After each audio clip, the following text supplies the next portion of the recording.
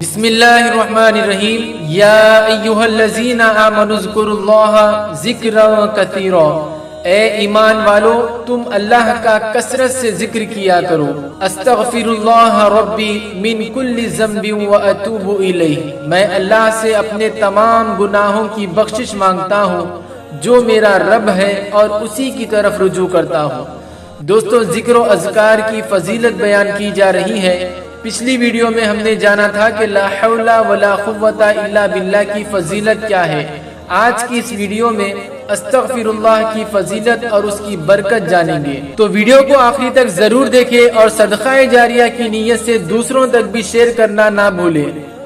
سب سے پہلے استغفار کے فائدے کیا کیا ہیں ہم وہ دیکھ لیتے ہیں، اور اس کے بعد قرآن مجید میں اللہ تعالیٰ جو استغفار کثرت سے کرتے ہیں ان کے لیے کیا ارشاد فرمائے اس کے اوپر بھی روشنی ڈالتے ہیں۔ ہمیشہ استغفار کرنے سے تمام گناہ معاف ہو جاتے ہیں اور اللہ تعالیٰ انسان کو نیکی کے راستے پر چلنے کی ہدایت عطا فرماتے ہیں۔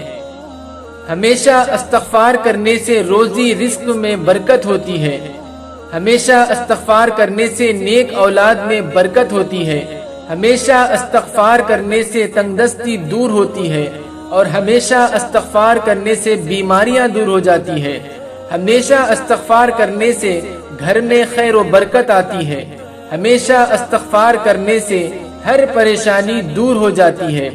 استغفار کرنے سے ہر مشکل آسان ہو جاتی ہے۔ ہمیشہ استغفار کرنے سے جو دعا مانگو اللہ تعالیٰ قبول فرماتے ہیں۔ ہمیشہ استغفار کرنے سے جن کے ہاں اولاد نہیں ہوتی وہ کثرت سے استغفار کریں۔ دوستو، یہاں پر ایک بات غور و فکر کرنے کی یہ ہے کہ اتنے سارے مسائل اور ایک ہی حل استغفر اللہ، وہ کیسے؟ تو یہاں پر میں آپ کو حضرت امام حسن بصری رحمۃ اللہ علیہ کا ایک واقعہ سناتا چلوں کہ آپ کی بارگاہ میں ایک شخص آیا اور کہنے لگا کہ حضرت بہت دن ہو چکے ہیں، بارش نہیں ہوئی اور کھیت سوکھنے لگے، آپ کوئی ایسا وظیفہ بتا دیں جس سے بارش ہونے لگے۔ تو آپ اسے وظیفے میں استغفار دیتے ہیں۔ کچھ وقت گزرتا ہے، ایک اور شخص آتا ہے اور کہنے لگتا ہے کہ حضرت گناہ بہت ہو چکے ہیں، اللہ سے معافی طلب کرنا ہے، کس طریقے سے کروں؟ آپ اسے کہتے ہیں کہ استغفار کی کثرت کیا کرو، انشاءاللہ اللہ تعالیٰ تمہارے گناہ معاف فرما دیں گے۔ اور کچھ ہی وقت گزرتا ہے، ایک اور شخص آتا ہے اور کہتا ہے کہ حضرت بے اولاد ہوں، اولاد کے لیے دعا کر دے اور کوئی وظیفہ دے دے۔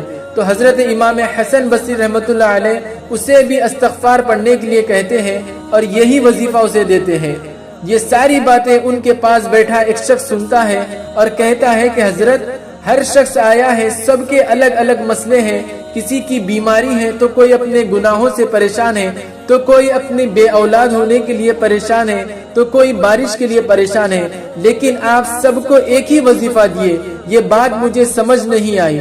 تو آپ جواب دیتے ہیں۔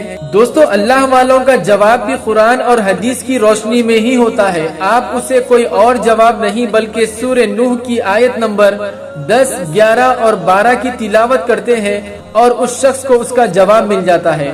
ان آیتوں میں یہ لکھا ہے کہ اللہ تعالیٰ ارشاد فرماتے ہیں کہ فَقُلْتُ اسْتَغْفِرُوا رَبَّكُمْ إِنَّهُ كَانَ غَفَّارًا يُرْسِلِ السَّمَاءَ عَلَيْكُمْ مِدْرَارًا وَيُمْدِدْكُمْ بِأَمْوَالٍ وَبَنِينَ وَيَجْعَلْ لَكُمْ جَنَّاتٍ وَيَجْعَلْ لَكُمْ أَنْهَارًا۔